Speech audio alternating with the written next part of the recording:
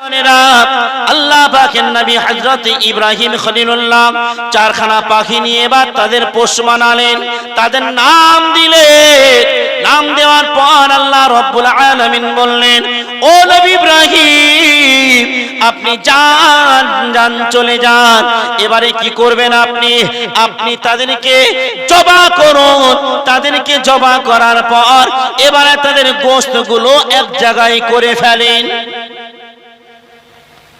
চারখানা পাখির গোশত জবাই করে এক জায়গায় করা হলো। এ মুসলমান, একটা কথা বলি, জবাই আমরা মুরগি জবাই করি, হাঁস জবাই করি। এই জবাই আমরা যে করি, কেউ যদি এখন মা বোনেরাও জবাই করে, ঠিক না ঠিক? আগের একটা মুরগি হাঁস জবাই করতে গেলে একটু যে নামাজ পড়ে হাজী সাহেব মৌলী সাহেব তার কাছে একটু লাইন দিত। এখন আর লাইন দেওয়া লাগে না, আমার মা বোনরাই বিসমিল্লাহ আল্লাহু আকবার, বুঝলেন? ঠিক না ঠিক? তো বিষয় হলো জবাইয়ের কথার একটু আলোচনাটা করি। জবাহ আমরা যারা করব, বিসমিল্লাহি আল্লাহু আকবার কেউ যদি ইচ্ছা করে না বলে, ওই গোশত খাওয়া যাবে না। বোঝা গেল? কেউ যদি ইচ্ছা করে না বলে খাওয়া যাবে না। আর কেউ যদি ভুলে যায়, যা পড়তে ভুলে গেলাম, পড়ে নিল, পড়ে বিসমিল্লাহি আল্লাহু আকবার, খাওয়া জায়েজ যাবে। কিন্তু ইচ্ছা করে যদি বিসমিল্লাহি আল্লাহু আকবার না বলে, ওই গোশত খাওয়া যাবে না। এখন দেখা গেল আপনাদের এই সোনঘাটা গ্রামে একজন আমার হিন্দু ভাইয়ের দোকানে আপনি একটা পোল্ট্রি মুরগি নিলেন, কেউ নেই, জবাই করতে হবে। সে বলল, এক কাজ করো, আমি জবাই করে দিই, তোমরা বিসমিল্লাহি আল্লাহু আকবার বলো, আমিও বলছি, আমি বলে জবাই করে দিচ্ছি। খাওয়া যাবে? যাবে না। তার কারণ হলো বিসমিল্লাহি আল্লাহু আকবার বলার ধরন হলো আগে ঈমান, ঠিক না বেটি? আমরা প্রত্যেকেই, আমাদের ভিতরে ঈমান আছে, আমানতু বিল্লাহ, আল্লাহর উপরে প্রত্যেকের বিশ্বাস আছে না নাই? আছে না নাই? আছে। ও আমার মায়েরা, বোনেরা, ও আমার জওয়ানেরা, যুবকেরা, মুরব্বিয়ানগণেরা, আমার আল্লাহ পাক আল্লাহ তাআলা হযরত ইব্রাহিম খলিলুল্লাহকে লক্ষ্য করে জানিয়ে দিলেন, ও আমার খলিল, ও আমার খলিল, আপনি যান চলে যান। ওই গোশতগুলোকে এক জায়গায় করে মিশিয়ে ফেলুন। ওই গোশতগুলোকে এক জায়গায় করে মিশানো হলো। মিশানো হওয়ার পর এবারে তিনি বললেন, যান চলে যান। এবার চারটে জায়গায় গোশত ভাগ করে আসেন। জোরে বলেন। চারটে পাহাড়ে অল্প অল্প করে গোশত মিশিয়ে ভাগ করে রেখেছে। আল্লাহ পাক আল্লাহ তাআলা বললেন, ও আমার খলিল, আপনি বলেছেন কেমন করে আপনি জীবন দেন, আমি আল্লাহ পাক আল্লাহ তাআলা আপনি দেখে নেন। ওই সময়তে এবারে ইব্রাহিম খলিলুল্লাহ যখন ওই চারটে পাখির গোশতগুলো যখন সব জায়গায় এমন করে ভাগ করে দিয়ে আসলো, এবারে ইব্রাহিম খলিলুল্লাহকে লক্ষ্য করে বললেন, আপনি নাম ধরে রাখুন, যে নামগুলো আপনি দিয়েছিলেন ওই পাখির নামগুলো ধরে ডাকুন। ওই সময় ইব্রাহিম খলিলুল্লাহ নাম ধরে ডাকে, আমার আল্লাহ পাক আল্লাহ তাআলার কুদরতি ক্ষমতাতে সমস্ত পাখিগুলো আবার যেমন ছিল তেমন উড়ে এসে হযরত ইব্রাহিম খলিলুল্লাহর কাছে ছুটে আসে। আর একটু জোরে বলেন। ইব্রাহিমকে লক্ষ্য করে বললেন, ও খলিল, হলো বিশ্বাস হলো? হ্যাঁ। আল্লাহ পাকের নবী খলিল ইব্রাহিম তিনি আল্লাহকে বললেন, হ্যাঁ আল্লাহ, বুঝতে পারলাম। তো সেই ইব্রাহিম, পৃথিবীতে দুজন নবী পৃথিবীতে আসার আগেই তাদের কতল করার আদেশ দিয়েছিল। দুজন নবী, একজন হলো হযরতে মুসা আলাইহিস সালাতু ওয়াস সালাম, আর একজন হলো হযরতে ইব্রাহিম আলাইহিস সালাতু ওয়াস সালাম, ঠিক না বেটি? ইব্রাহিমকে মারার চক্রান্ত করেছিল কে? ফিরাউন, তাই তো নাকি? আর ইব্রাহিম খলিলুল্লাহকে মারার চক্রান্ত করেছিল কে? নমরুদ। ঠিক না বেটি? আর মুসা নবীকে ফিরাউন। যখনই সুসংবাদ আসলো এই পৃথিবীতে একজন ব্যক্তি আসবে যে তোমাকে শেষ করবে, ও আমার মুসলমানেরা, হযরত ইব্রাহিম খলিলুল্লাহর আব্বা জান আজার নমরুদের শিফাদার ছিল, পাহারাদার ছিল। ও আমার মুসলমানেরা, যখনই কোন প্রাণ লক্ষ্য করে বলল ইব্রাহিম এ আমার না না না তোমার এমন করে আল্লাহ পাক আল্লাহ তাআলা তোমার রাজ্যে এমন একজন ব্যক্তি আসবে তোমার সব শেষ হয়ে যাবে। নমরুদকে বলল, নমরুদ পৃথিবীর জমিনে 4 জন বাদশা এত রাজত্ব করেছিল, 4 জনের অধিক পৃথিবীর জমিনে আর এতটা বাদশাহিত্ব পায়নি। 2 জন মুসলমান আর 2 জন হলো কাফের। ঠিক না বেঠিক? একজন হযরতে সুলাইমান আলাইহিস সালাতু ওয়াস সালাম, আর এদিকে নমরুদ।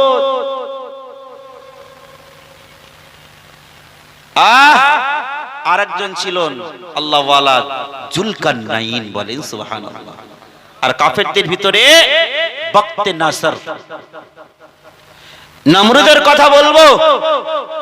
নমরুদ উত্তর, পূর্ব, পশ্চিম, দক্ষিণ সমস্ত জায়গা থেকে কর আদায় করত। কর ভারতবর্ষের জমিন থেকে নমরুদ কর আদায় করেছে। ইতিহাস জানেন নমরুদ? যে নমরুদ এত অহংকার, এত তাকাব্বুরি, এত ফখর, আমিত্ব ছিল তার, আকাশের দিকে তাকিয়ে দেখতো না।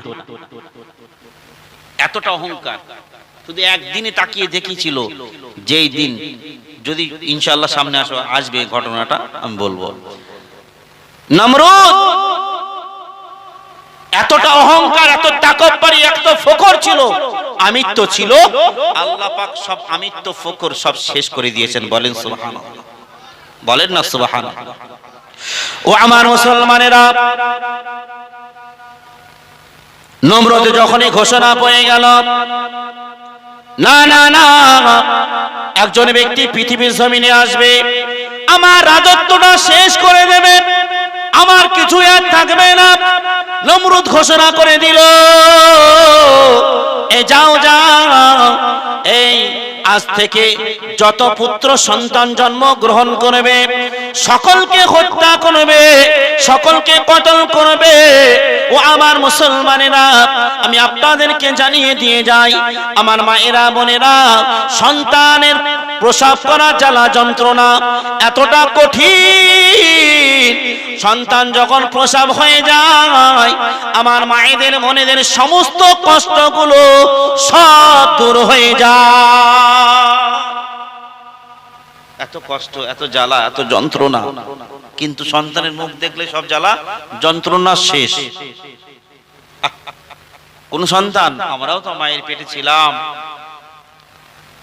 আমাদের তো ভালোবেসেছিলে, মা কষ্ট করে সন্তানদের কষ্ট করতে দেয়নি। তাই মায়ের, বাপের তুলনায় মায়ের মহাব্বত, ভালোবাসা সন্তানের প্রতি বেশি। বলেন সুবহানাল্লাহ।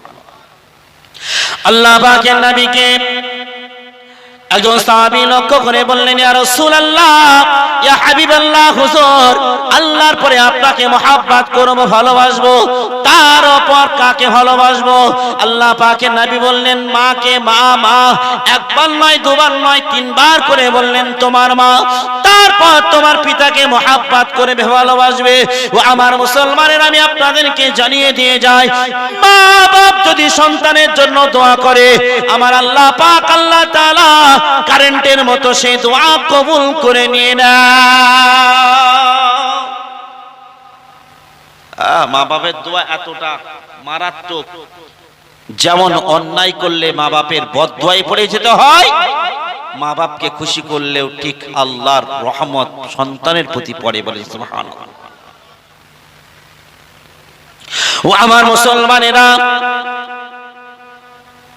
ওই সময়তে প্রত্যেক মেয়েদের লক্ষ্য করে নমরুদ বলে দিল, এ যাও যাও চলে যাও, যাদের সন্তান হবে পুত্র সন্তান সমস্ত সন্তানদেরকে মেরে দেবে। ও আমার মুসলমানেরা, ও আমার মায়েরা বোনেরা, আমি আপনাদেরকে জানিয়ে দিয়ে যাই, হযরত ইব্রাহিম আলাইহিস সালাতু ওয়াস সালাম পৃথিবীর জমিনে আসবে। আজার হলো ইব্রাহিম খলিলুল্লাহর আব্বা জান। ও আমার মুসলমানেরা, ইব্রাহিম খলিলুল্লাহ মায়ের পেটে রয়েছে। আজার ছিল মূর্তি পূজারী, জানা আছে না নাই? আজার, ইব্রাহিম আসলেন পৃথিবীর জমিনে। কিভাবে আসলেন দেখছেন, যদি আমার সন্তান ভূমিষ্ঠ হয় নমরুদ আমার সন্তানকে মেরে দেবে, না, দূরে চলে গেলেন। ও আমার মুসলমানেরা, যখনই হযরতে ইব্রাহিমের মা দূরে চলে গেলেন, একটা গর্ত খুললেন। ও মুসলমানেরা, গর্ত খোলার পর এবারে ইব্রাহিম কয়খানে জন্মগ্রহণ করালেন। যখন ইব্রাহিম আলাইহিস সালাতু ওয়াস সালাম জন্মগ্রহণ করলেন, মা ওই গর্তের ভিতরে নবীকে লালন পালন করে আবারও বাড়ি চলে যায়। ও আমার মুসলমানেরা, পৃথিবীর জমিনে আমার আল্লাহ পাক আল্লাহ তাআলা নবীদেরকে কত ইজ্জত সম্মান দিয়েছেন। নবী হযরত ইব্রাহিম খলিলুল্লাহ গর্তের ভিতরে জন্মগ্রহণ করে মা গর্তের ভিতরে রেখে দিয়ে চলে গেল। ও আমার মুসলমানেরা, কি খাবে, কেমন করে বাঁচবে? আমার আল্লাহ পাক আল্লাহ তাআলা সব দায়িত্ব তানার উপরে জোরে বলে, দায়িত্ব তানা। মা গর্তের ভিতরে রেখে চলে আসে। আমার আল্লাহ বললেন, জিবরাইল আর থেকো না, যাও। জিবরাইল আলাইহিস সালাতু ওয়াস সালাম ওই সময় আল্লাহর হোমে চলে আসলো। গর্তের ভিতরে চলে এসে হযরত ইব্রাহিম খলিলুল্লাহকে দুটো আঙুলের দানা এমন করে মুখের ভিতরে দিয়ে দেয়। একটা আঙুল দিয়ে দুধ বার হয়, আর একটা আঙুল দিয়ে আমার আল্লাহ পাক আল্লাহ তাআলা মধু বার করিয়ে দিলে। হযরত ইব্রাহিম খলিলুল্লাহ এক আঙুল চুষে মধু বার হয়, আর একটা আঙুল চুষলে আল্লাহ পাক আল্লাহ তাআলা ওই আঙুল দ্বারাই দুধ বার হয়। ওই সময়তে দেখা গেল ইব্রাহিম খলিলুল্লাহ দুধ পান এবং মধু পান করে আস্তে আস্তে করে বড় হতে লাগলো। জিবরাইল আলাইহিস সালাতু ওয়াস সালাম লালন পালন করলেন। মা মাঝে মাঝে আসে, এসে বাচ্চাকে লালন পালন করে আবার চলে যায়। বলা যায় না, নমরুদের লোকজন যদি দেখে ফেলে আমার শিশু বাচ্চাকে মেরে ফেলবে, মারতে পারে, তাই চলে গেলেন। আল্লাহ বললেন, আমি আল্লাহ মৃত্যু দিই আবার মৃত্যু থেকে বাঁচাই, জোরে বলে। ফাইজা জাযালুহুম লা ইস্তাখিরুনা সাআতাও ওয়া লা ইস্তাগদিমুন, যখন মৃত্যু হবে এক সেকেন্ড আগেও নয় পরেও নয়, নির্দিষ্ট টাইমে, জোরে বলে। এমন আছে আমাদের ভারতবর্ষের জমিনে প্লেন দুর্ঘটনা হলো না, 42 জনের কথা, তো 42 জন তো সবাই শেষ, একজন বেঁচে ছিল, একজন, ঠিক না বেটি? আচ্ছা, সবাই শেষ, একজন বেঁচে। আল্লাহর কুদরতি খেলা না এটা, জোরে বলেন সুবহানাল্লাহ, জোরে বলেন।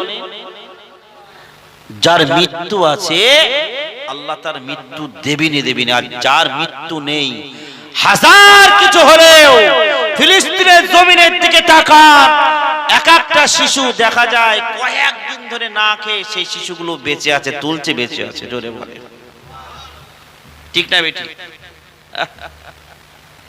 ও আমার মুসলমানেরা, হযরত ইব্রাহিম খলিলুল্লাহকে জিবরাইল আলাইহিস সালাতু ওয়াস সালাম তিনি খাবার দিয়ে আবার যখন চলে আসেন, আচমকা আমার এই গর্তটা একটা পাহাড়, একটা পাথর এসে ওই সময় বুঝে যায় কেউ যেন বুঝতে না পারে এইখানে কোনো বাচ্চা রয়েছে। ও আমার মুসলমানেরা, আমার আল্লাহ পাক আল্লাহ তাআলা আমাদের প্রতি কত রহম করেছেন, কত নিয়ামত দিয়েছেন। ও আমার মুসলমানেরা, ইব্রাহিম খলিলুল্লাহ আস্তে আস্তে করে বড় হতে লাগলো। বড় হতে হতে মাকে জিজ্ঞাসা করেছেন, ও মা, একটু বড় হলেন আর বললেন মা আমাদের রবকে জানেন না? জানেন না? শুনেছেন? বলেননি? তিনি বলছেন আমাদের রব তোমার বাপ, তারপর তারকা, তারপর সূর্য, ঠিক না বেটি? তিনি দেখলেন কোরআন মাজিদ এসেছেন যে তারকা যদি রব হয়, রাতের বেলায় তারকা থাকে, দিনের বেলায় নেই। বলেন রব যিনি হবে চিরস্থায়ী থাকবে, তিনি বিলীন হবে না। জোরে বলেন সুবহানাল্লাহ। চাঁদ রাতের বেলায়, দিনের বেলায় নাই। রব যে হবে, আল্লাহ যে হবে, বিলীন হবে না। আবার বললেন সূর্য দিনের বেলায় থাকে, রাতের বেলায় গায়েব। সূর্যও না। কে রব? খুঁজতে লাগলেন। আস্তে আস্তে আস্তে আস্তে করে তিনি দেখলেন এই সূর্য যিনি উদয় হয় সূর্য, অস্ত যায় যিনি অস্ত যাওয়ান এবং উদয় হওয়ান, তিনি হলেন রব। জোরে বলেন। আর এই পৃথিবীর যিনি সৃষ্টিকর্তা, আমার পিতা থেকে শুরু করে যা সবকিছু, তিনি মালিক, তিনি রব। বলেন সুবহানাল্লাহ। ও আমার মুসলমানেরা, ও আমার মায়েরা বোনেরা, ইব্রাহিম খলিলুল্লাহ মাকে লক্ষ্য করে জানিয়ে দিলেন, না না না, রব তিনি হতে পারে না, না না তিনি রব নন। ও মুসলমানেরা, একমাত্র রব হলো এই তারকা, এই সূর্য, এই চন্দ্র যিনি উদয় করেন, একমাত্র তিনি হলেন রব। এই পৃথিবী পদক, এই পৃথিবী যা কিছু সৃষ্টি করেছেন, একমাত্র তোমার আমার রব। জোরে বলেন সুবহানাল্লাহ।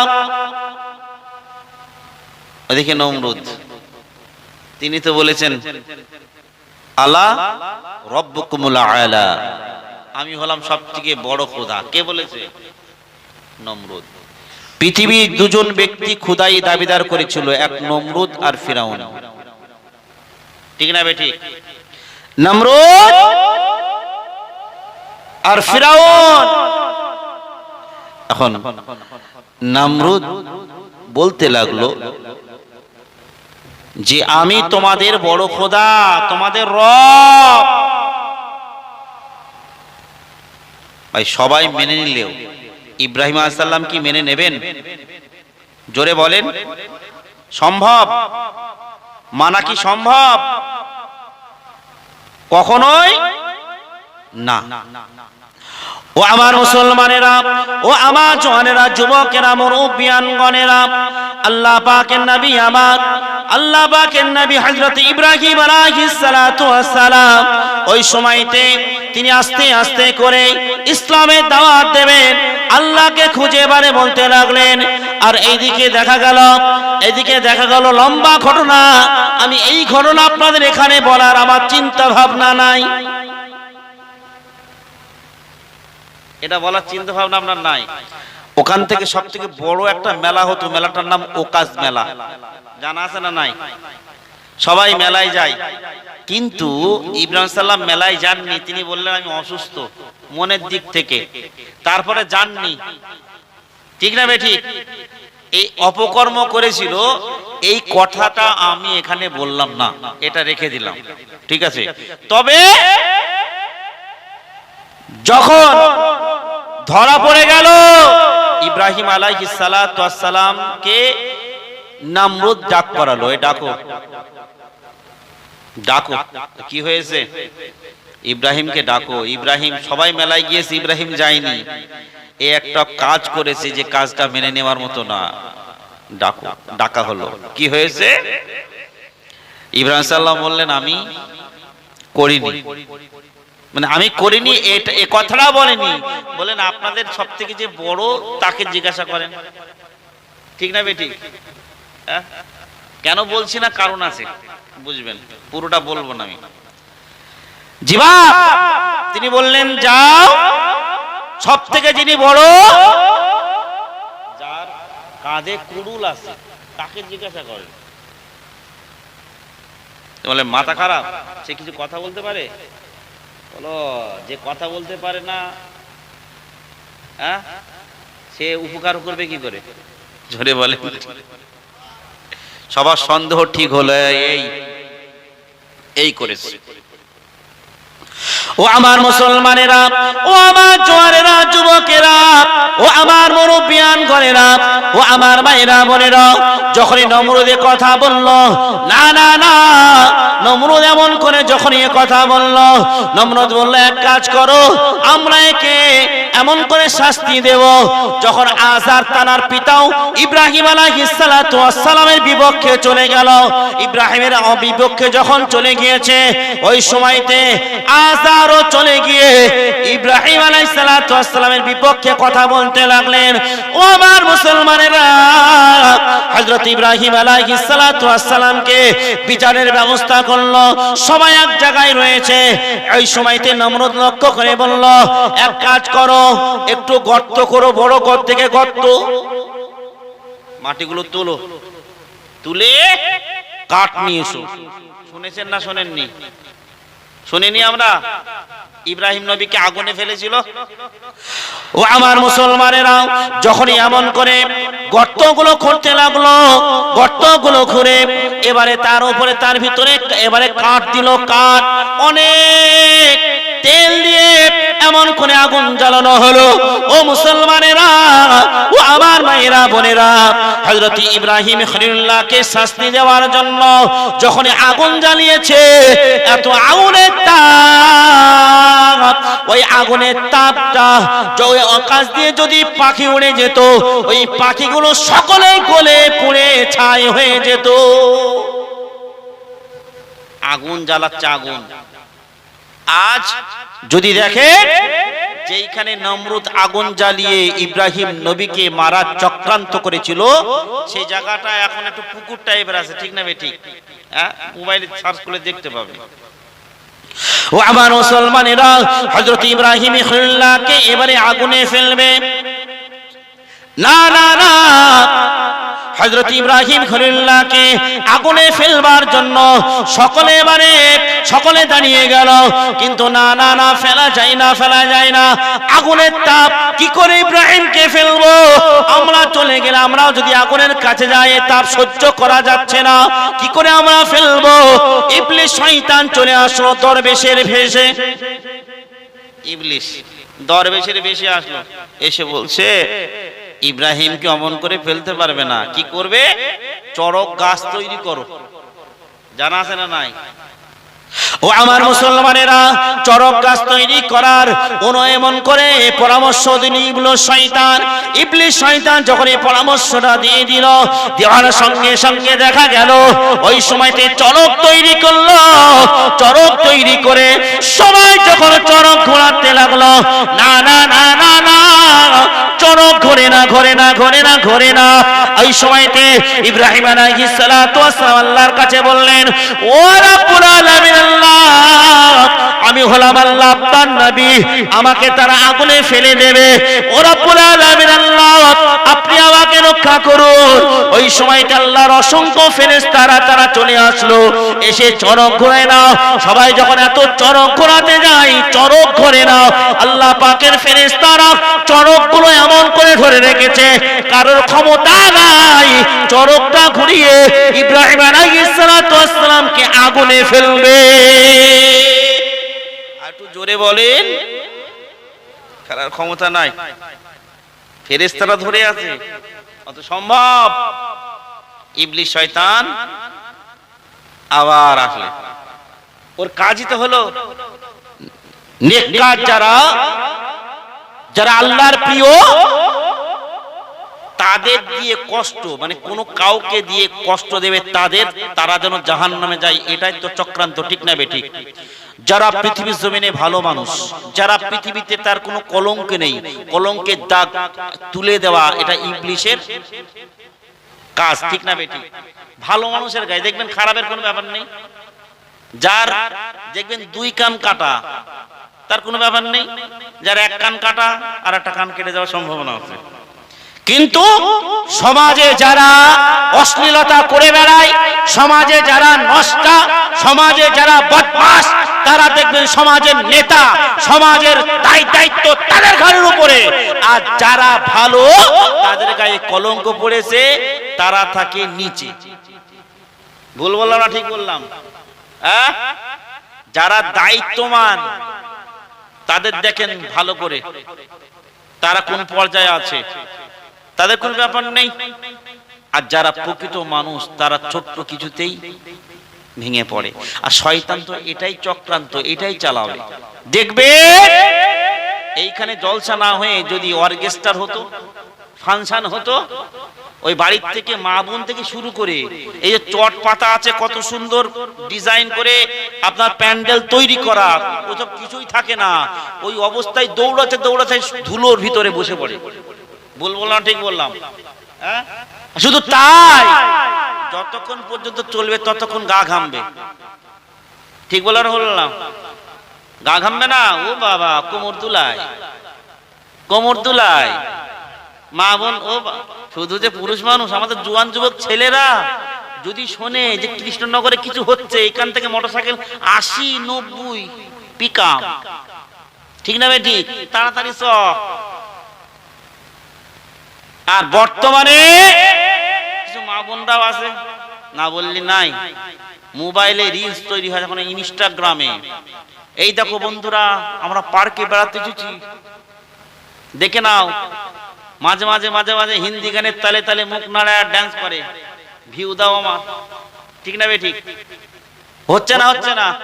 শুধু মেয়েরা, ছেলেরাও তো মরবে না? মরণ হবে না? পেটে বাচ্চা, সেও পর্যন্ত রিলস বানাচ্ছে। এই দেখো 6 মাস হলো, ঠিক না বেঠিক? 6 মাস। তার মানে ওই যে মোবাইলে যাচ্ছ, বার হই কে মোবাইল দেখবে না, কি করবে? বার হয়ে মোবাইল দেখবে না, কম্পিউটার চালাবে।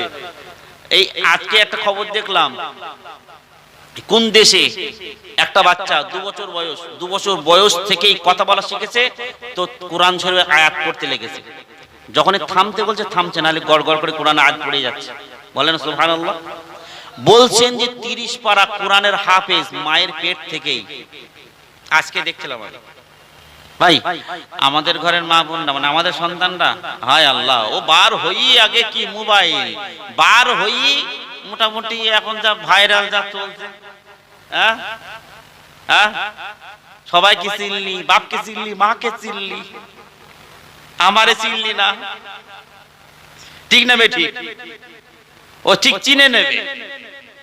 দিবা মা যেমন হবে, সন্তানও ঠিক তেমন হবে।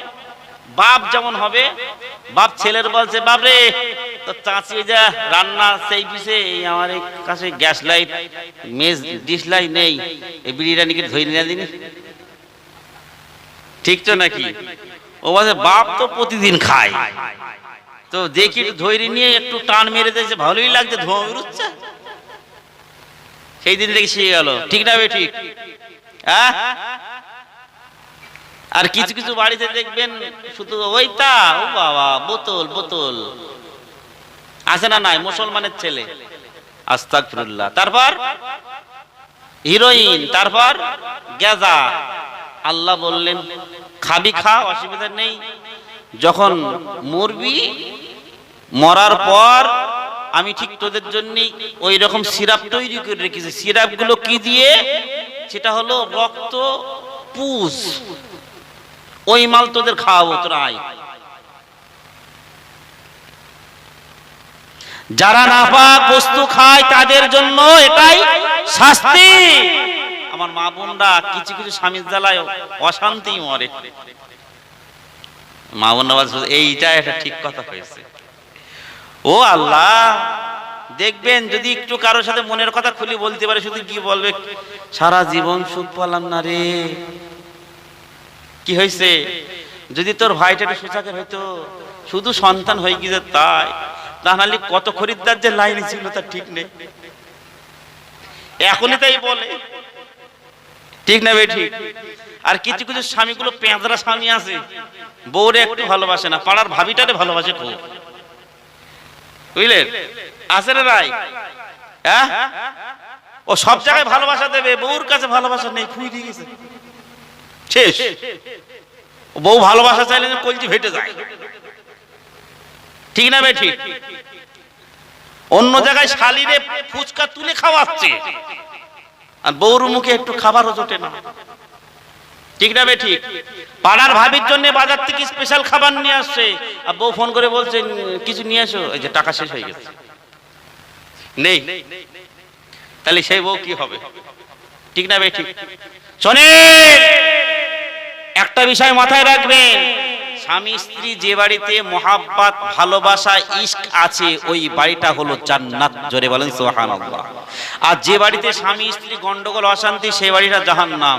এখন 90টা বাড়ি থাকলে 80 বাড়িতে ঝামেলা, ঠিক বলো না ভুল?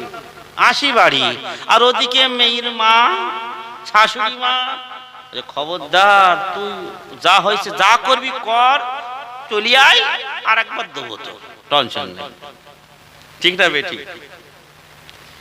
ঝোল বললাম না, নিসাউ হিবালাতু শায়াতিন, মেয়ে হলো শয়তানের জাল। ভালো ছেলেরা খারাপ মেয়েদের পাল্লায় পড়ে জীবন শেষ, আর খারাপ খারাপ ছেলেরা ভালো মেয়ের পাল্লায় পড়ে মেয়েটার জীবন শেষ, ঠিক না বেটি? ভালো মেয়েরা খারাপের কাছে, আর খারাপরা ভালোর কাছে পড়েছে, পড়ে দুজনের জীবন ঝরঝরে, ঠিক না বেটি? কেউ কেসে ঝোলে, কেউ তো খুঁত না শুধু মারে। আপনার হাত, চোখ, নাক, মুখ, কথা বললি আপনার সেই কি বালি ঝাড়া তো মনে আর নেই, মনে হয় নাকি, শুধু খুব সে কি বলে অনেক কিছু, বুঝলেন? আর বর্তমানে যে অবস্থা এখন, আমার ভাবিরা ভাইদের মহাব্বত বাদ দিয়ে দেওরের মহব্বতে পড়েছে বেশিরভাগ। ভাই বাস্তব কথা বলছে, আমার জানা তাই বলছি, তো সবগুলো না। আমার মা বোনরা কেন করে ভালো, বেশি কথা বলবো না, বেশি দিলে পারে এমনি বদদোয়ায় পড়ে যেতে হবে, বুঝলেন? জি বাবা, এজন্যই বলি না, আল্লাহ পাক, আল্লাহ তাআলা স্বামী স্ত্রীকে মধুর সম্পর্ক, যেটা পুরাতন সম্পর্ক পৃথিবীর জমিনে, আমার আল্লাহ পাক, আল্লাহ তাআলা জান্নাত থেকে আদম মা হাওয়াকে ওই স্বামী স্ত্রী সম্পর্ক তৈরি করেই দুনিয়াতে পাঠিয়েছেন। আল্লাহ পাক, আল্লাহ তাআলা জানিয়েছেন, স্বামী স্ত্রী মধুর সম্পর্ক, এর চাইতে মধুর সম্পর্ক পৃথিবীর জমিনে আর একটা নাই। জোরে বলেন, আর একটু জোরে বলেন। কি মহাব্বত, কি ভালোবাসা, কি ইশক, এটা এখন হবে না। সেই একে অপরের ছাড়া যখন চলতে পারবে না, সন্তান দেখবে না, কেউ দেখবে না, তখন ওই বুড়া বুড়ি, তখন ওই দুজনের মহাব্বত, ইশক বাড়বে। বলবো না ঠিক বললাম? এ ওকে ছাড়া বাঁচবে না, আর এ ওকে ছাড়া বাঁচবে না, ও একে ছাড়া বাঁচবে না। ওই ও আমার মুসলমানেরা, ও আমার জওয়ানেরা, যুবকেরা, মুরব্বিয়ানগণেরা, আল্লাহ পাকের নবী হযরত ইব্রাহিম খলিলুল্লাহ